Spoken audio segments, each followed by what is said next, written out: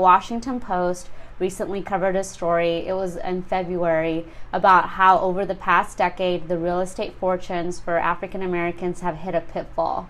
And this is despite a strengthening economy, which includes record low unemployment and higher wages for black workers. And if you can recall, this is what Trump always talks about, how, unemployment rates for African American has been the lowest that it's ever been. All because of him. All because of him. And so, unfortunately, though, although unemployment has gone down and wages have increased for black workers, home ownership levels for this group has dropped almost every year since 2004. So African Americans are actually owning less homes every year. Fell to 43% in 2017, virtually erasing all the gains made since the passage of the Fair Housing Act in 1968, which outlawed housing discrimination. So now we are actually it's like we undid the progress that had been done during the civil rights. So researchers at the Urban Institute found large differences between the home ownership rates of black families and white families in all 100 of the cities with the largest black population,